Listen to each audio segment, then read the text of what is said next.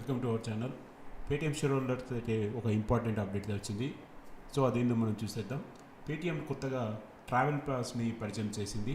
Paytm travel pass చందాదారులకి ఉచిత విమాన రద్దు, అదేవిధంగా ఉచిత ప్రయాణ బీమా మరియు సీట్ల బుకింగ్లో తగ్గింపులు పొందేందుకు వీలు కల్పిస్తుంది. సో మీ అందరికీ తెలుసు, పేటీఎం రకరకాల కొత్త ఇన్నోవేషన్ ఐడియాస్ తోటి ఎప్పటికప్పుడు ముందుకు వస్తూ ఉంటుంది.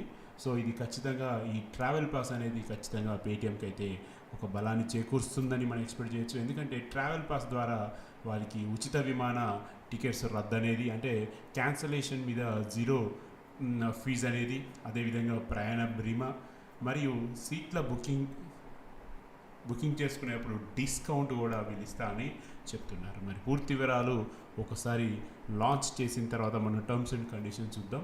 సో ఈ న్యూస్ వచ్చే టైంకి పేటీఎం షేర్ ప్రస్తుతం అరౌండ్ 815 రూపాయల వద్ద ట్రేడ్ అవుతుంది. మరి రేపు చూడాలి మార్కెట్లో ఈ న్యూస్ తోటి పేటీఎం ఏ విధంగా రెస్పాండ్ అవుతుందో, either positive or negative. So ఇది ఫ్రెండ్స్ ప్రస్తుతానికి అప్డేట్. Stay tuned.